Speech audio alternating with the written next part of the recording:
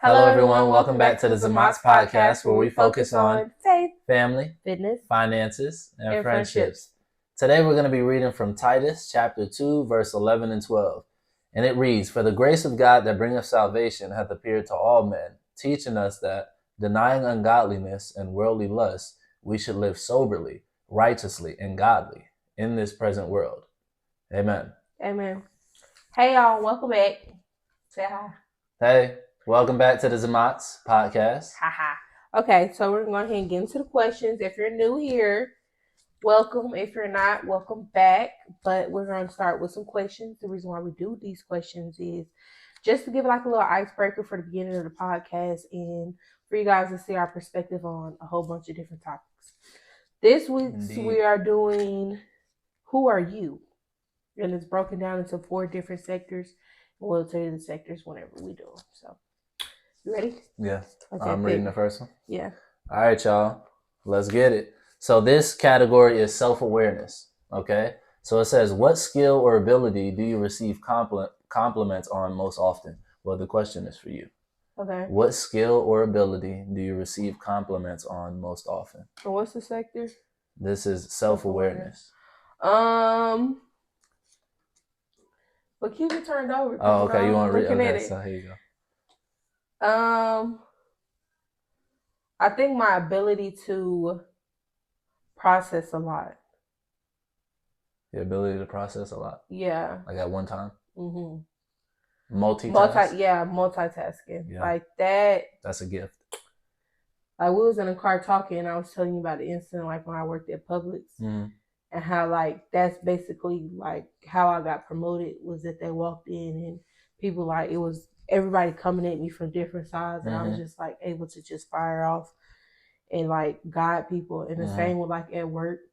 It's the exact same thing. Same with at home, like, and you be like, "Babe, one thing at a time." But it's like I can process a whole lot at one time and be able to direct and like maneuver the way I'm supposed to. Yeah, that's a gift. Yeah. Because you give me too much at one time, I'm gonna just say, "Whoa, wait a minute." One thing at a time. Okay. All right. Okay. So what's yours? What skill or ability do you receive compliments on the most? Skill or ability I receive compliments on most often. I would say communication skills. Yeah, how I communicate with people. Yeah. People don't necessarily say communication skills, but they say how I address people or how I talk to people. Because I don't treat everybody the same way. You know, people come from different walks of life, and you shouldn't necessarily talk to everybody in the same manner. You got to know your audience. All right. So, yeah, I think that's a gift. Yeah. Not everybody has the ability to discern how to speak to certain people. Yeah. Some people just speak to everybody the same way, and they think the message is going to very incorrect get across. Right? It doesn't work like that. So yeah, I would say that. Okay. Okay. Next question, y'all. So you choose. Go. Okay. Self-awareness. So we're doing self-awareness again. What is something most people don't know about you? This is for me? Yeah. What is something that most people don't know about me?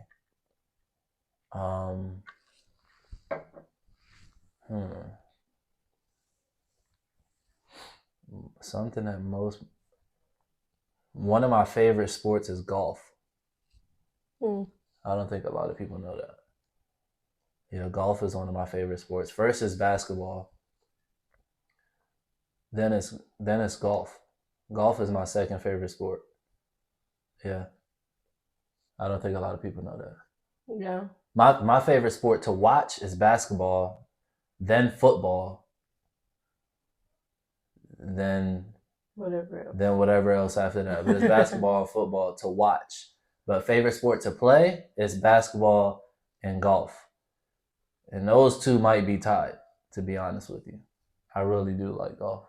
Yeah. Big time. Tiger Hood. That's what they used to call me back in the day, Tiger Hood. You know what I mean? Okay, what's something most people don't know about you?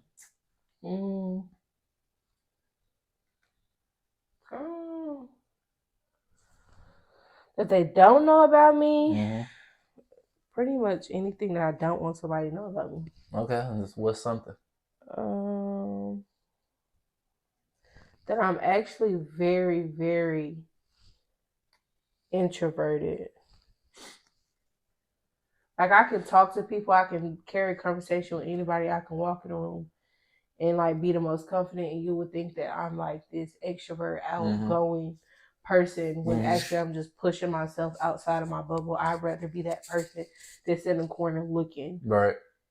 Like, oh yeah, I'm fine, I'm good. Like, I don't really want to talk to a whole bunch of people or interact with people because not because I don't want to interact with people or that I'm like, or that I can't. I'm just more comfortable with like being in my own space. Yeah.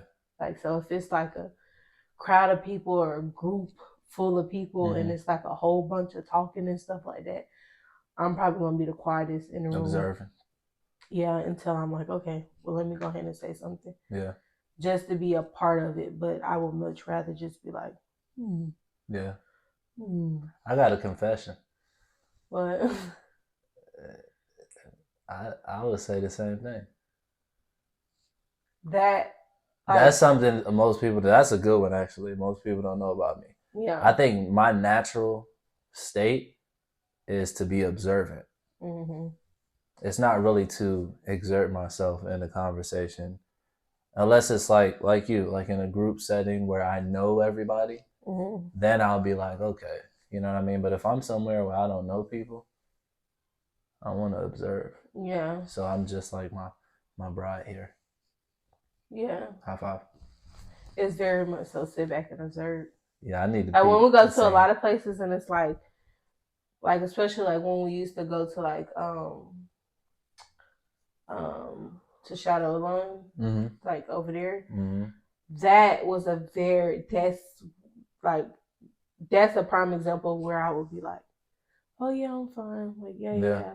Like I'm not going up to people, one, because it's out of my element, because it's not something necessarily that like I'm fully invested in.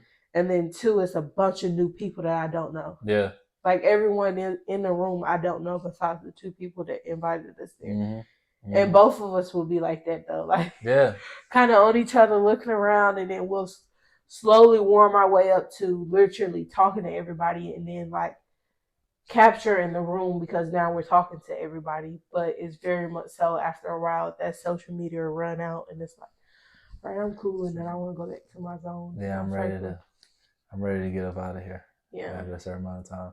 But I feel like you can be both. Like, do you feel like you can be both? Yeah, because I am both. Yeah. I am both. I'm definitely, I know how to turn on one or the other. But like my natural state, like in my natural state, I am an observer. Yeah. Like I'm not naturally just going to walk in the room and just start talking.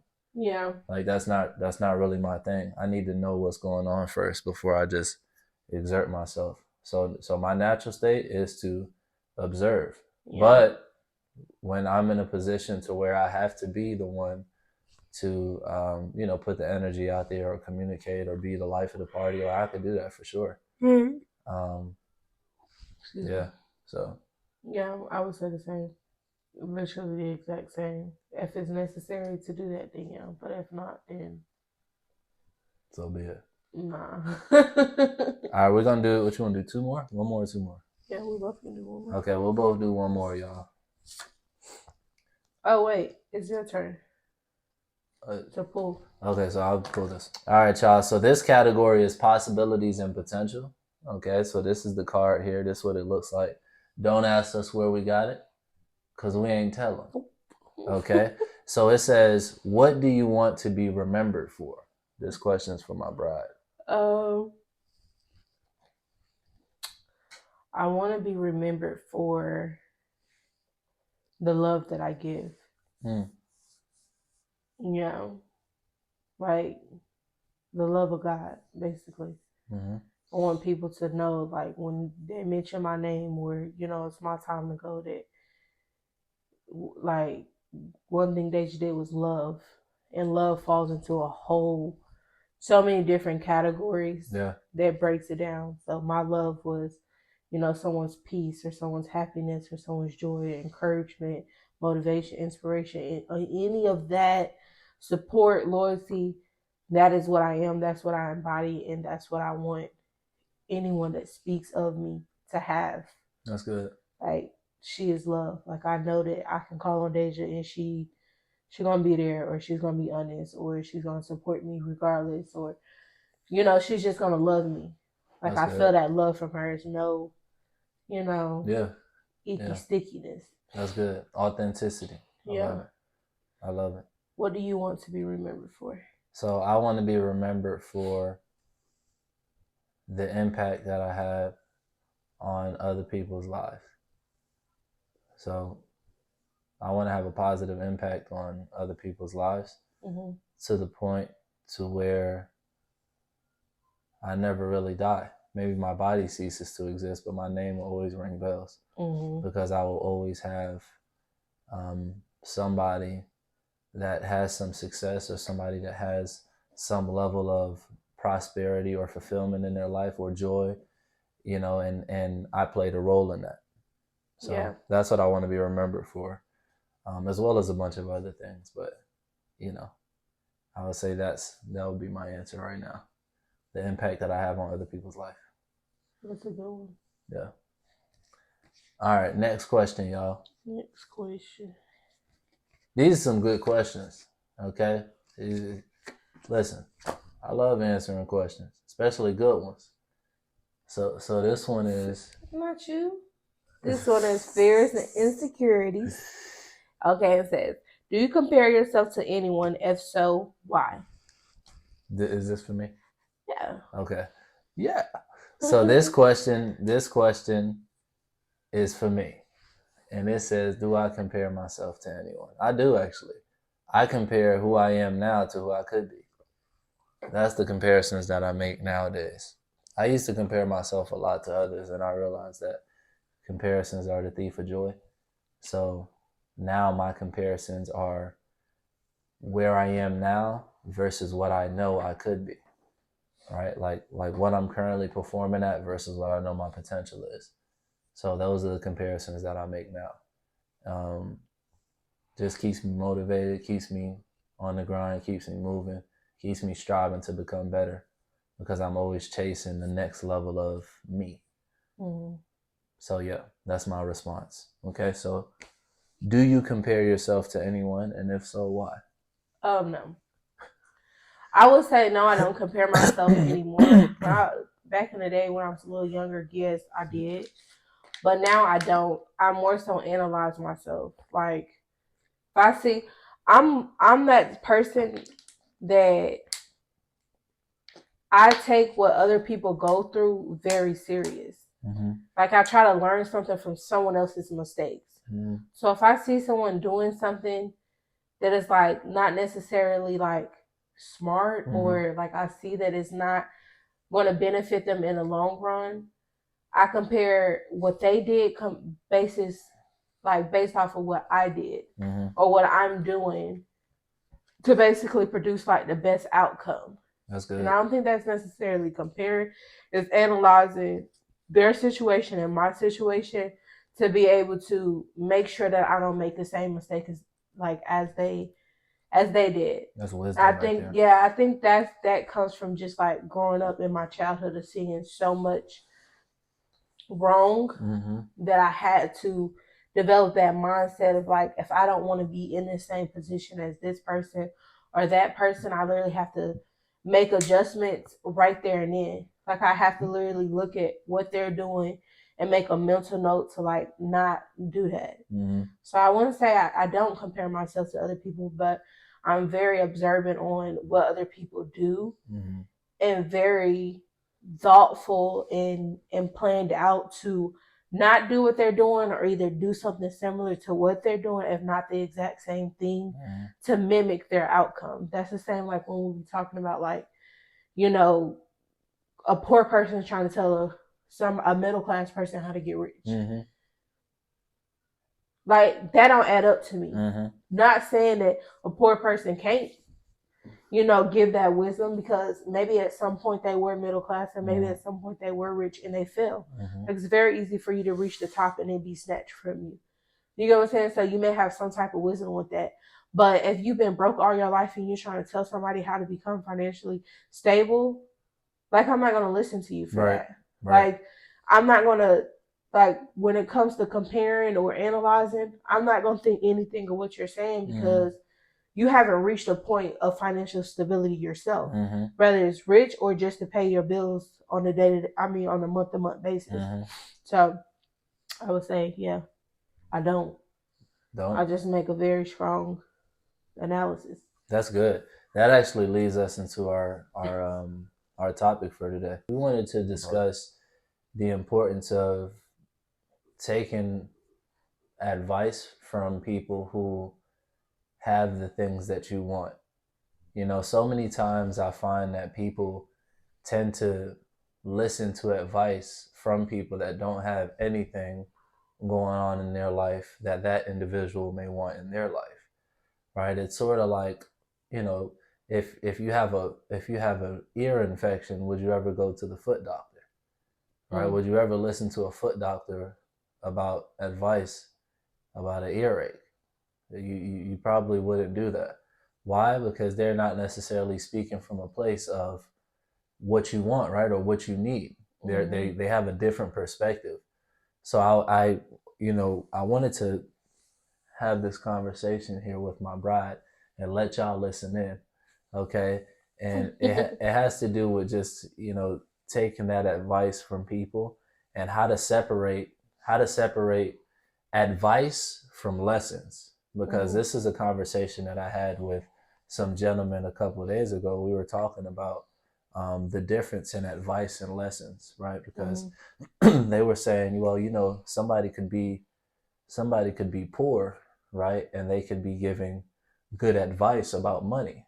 Yeah. And I say, well, I don't believe that that's advice. If somebody's poor and they're giving you knowledge about money, I wouldn't consider that advice. I would consider that just information, right? Yeah. Or depending on what the information is, I would consider it a lesson.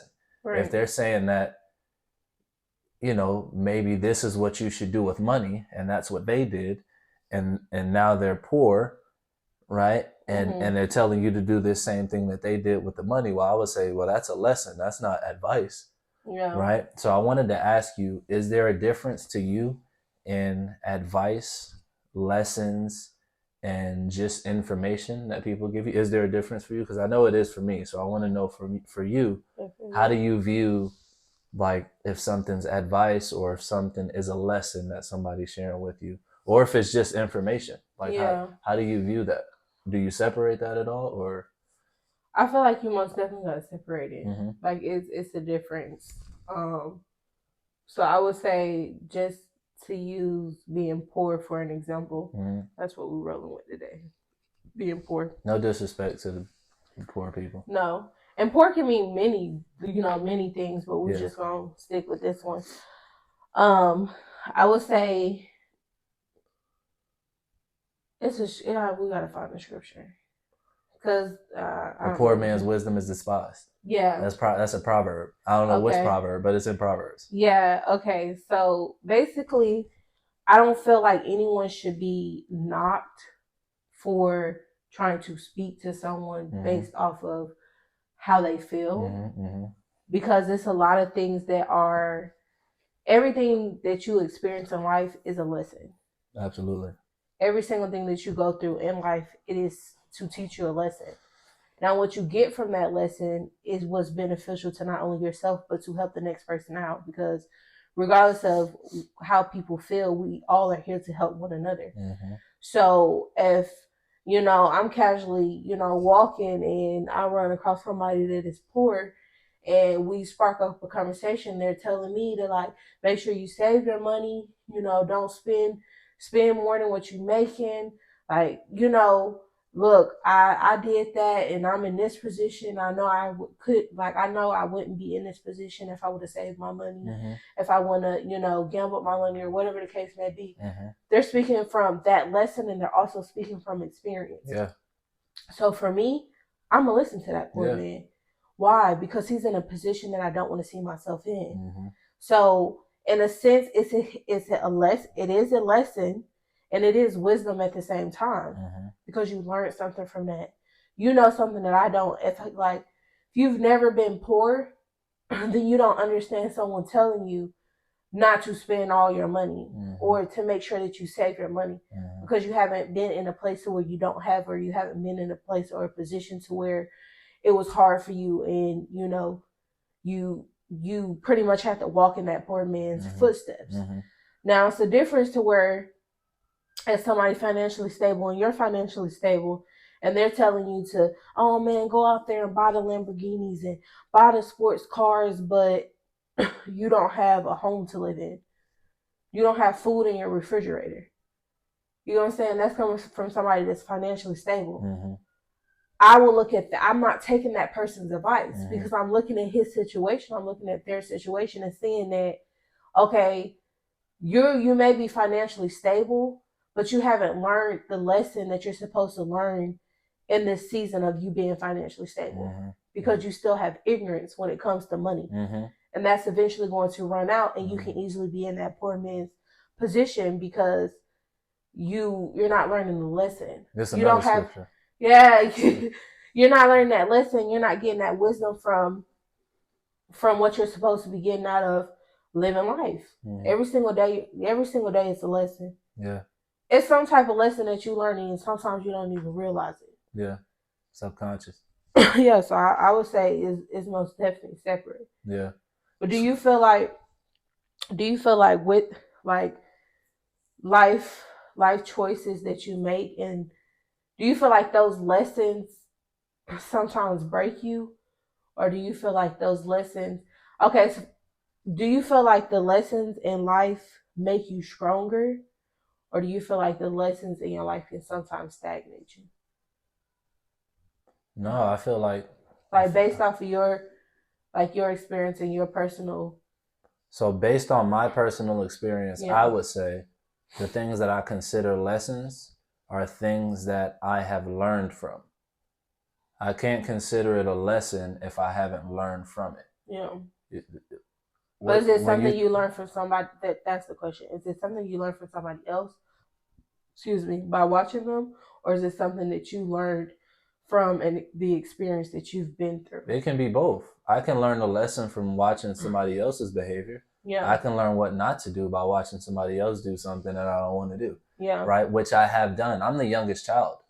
Right. So seeing my older siblings do things, and see the outcome of that, and realize that I didn't want those things to happen to me, I was able to pivot. Right. Being, a young man growing up, without his biological father, right, and seeking validation from other male figures, right, or seeking validation from other people, going about my life in school, and being around other kids and seeing how they had influence and how they, were so-called popular, and seeing how they went about doing things, and seeing the results of what those things did, and me taking a different path. Like, oh no, I don't want those results. Nothing. Right? Or even doing some things that I may not be proud of, right? And then seeing the results of what I did and say, oh man, I don't want to do that again. You know what I mean? So the lesson can be from watching somebody else make the mistake, or me making the mistake myself. Yeah. Now, the beautiful part is, you can make either choice, right? You can learn from other people's mistakes, which is called wisdom, or you can learn from your own mistakes, right? I mean, it's just completely up to you. Right. I rather learn from other people's mistakes, right? I don't want to walk that road if somebody else has already walked it and told me that it's danger down there, right? I'd rather just not go down that road. I trust what they said, and I'm gonna take another route. Right. You know what I mean? So